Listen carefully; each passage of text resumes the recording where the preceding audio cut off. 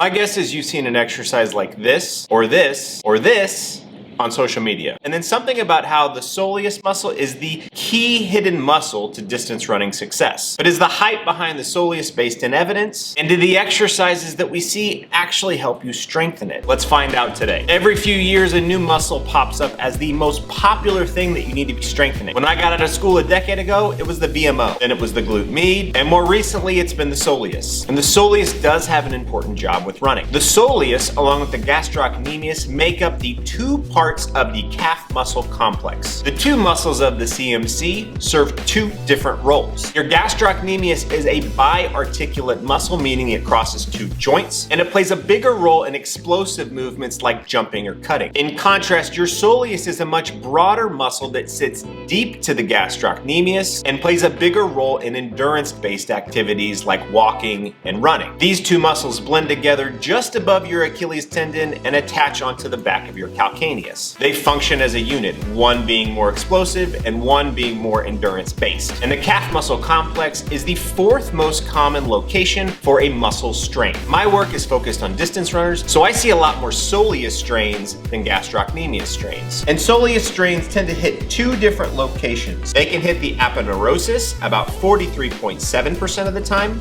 or the central myotendinous junction, slightly more common at 56.3%. These injuries often hit male runners between the ages of 40 and 60 and can be really hard to get back to full training. But why do soleus strains happen? An often cited study by Dorn and colleagues in 2012 looked at the roles that different muscles play when you run at different speeds. And what they found was interesting regarding the soleus. You see, at slower speeds, the soleus has to deal with up to 6 times your body weight. It bears the brunt of impact. And as subjects progress to those faster speeds, that number went to up to 9 times the individual's body weight. Your soleus works a lot when you run, and this is really important when we come back to those soleus-specific exercises. When runners are dealing with a muscle strain or a tendon-related disorder, progressively stressing that area is one of the most common and helpful parts of a rehab plan. And the unique anatomy of the calf muscle complex makes us ask the question if we need to isolate that soleus from the gastrocnemius. I learned first about this in physical therapy school. When we learned how to test the strength or capacity of the calf muscle complex, we learned that in order to look at the gastrocnemius, you needed to have someone perform a single leg calf raise with their knees straight, because the calf crosses two joints. But you need to do the same test with the knee bent to isolate the soleus. By bending your knee, you put slack on the gastrocnemius, which should give you more insight specifically in the soleus. At some point, this key finding from an orthopedic examination bled over to strength and conditioning practices. I can't go on social media without seeing 1,000 different variations of traditional exercises being performed with the knee bent in order to isolate the soleus. While I don't think these exercises are inherently bad, I think they often miss the point. So the next question you should be asking is, does bending your knee really isolate the soleus? Let's start first with assessing the soleus. Kim Hebert-Lozier is the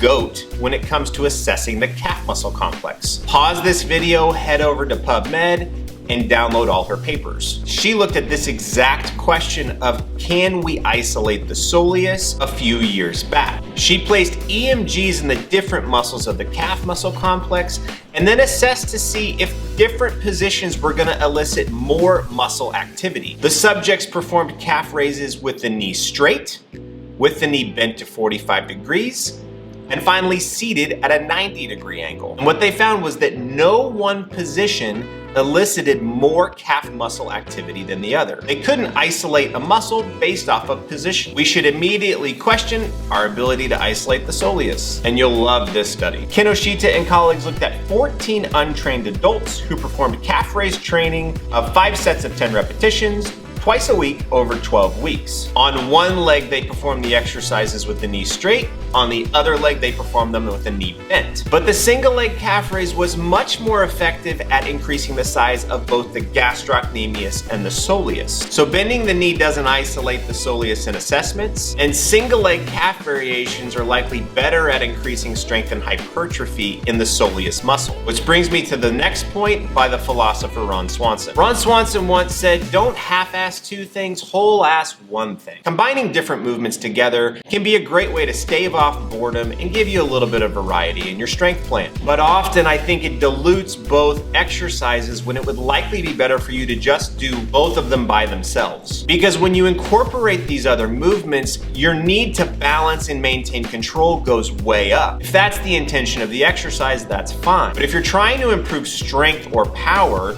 you need to make sure that you take balance out of the equation, which is part of the reason why I don't program Soleus exercises. If I were to have a runner do a Soleus lunge or a Soleus wall sit or a Soleus squat, we inherently will not be able to use as much weight because they have a smaller base of support. They're only on the front half of their foot, which means we have to use less weight, which can be a big problem if we're trying to incorporate progressive overload into our training. With exercise, simple is often better. Which brings us back to the exercise that I program the most, single leg calf raises with progressively more weight. The single leg calf raise is one of the best exercises that runners can include in their strength program. And based off the studies that we've discussed, we know that it also loads the soleus, likely more than those soleus variations that you see. So if you're looking to improve the strength of your calf muscle complex, this is an easy thing that you can implement in your program. For reference, here's some single leg calf raise standards that you should be looking for based off of this study. A few key pointers on the exercise. When assessing or starting the movement, try to keep your foot placed straight forward. Maintain smooth control all the way through the ascent and descent of the movement, and try to not use momentum. As you improve with the exercise, you can add weight in one hand, weight in two hands, and then eventually progress to a barbell variation, adding as much weight as you really want. As you're adding that weight, you want to make sure that you're maintaining a full range of motion without using momentum. And I think it's helpful to include these on non-workout or non-long run days because they can produce a little bit of soreness. And if you're coming back from an injury, you can even isolate portions of your calf based off of this study by Nunez. They found that by adopting a foot out or foot in position, you can target the medial or lateral aspect of the calf. Now, I said that I don't program Soleus exercises, but that was a little bit of a lie, and let me tell you what that looks like. The ability to progress through your forefoot is a key component of running. And when you're coming off of an injury to the foot or ankle, being able to tolerate that position is an important part of the rehab process. When someone's coming out of a cam boot, or they've been dealing with a bone stress injury in their foot, or maybe they've had plantar fasciopathy or Achilles tendinopathy, I'll often include exercises that put them on their forefoot with their heels slightly elevated off the ground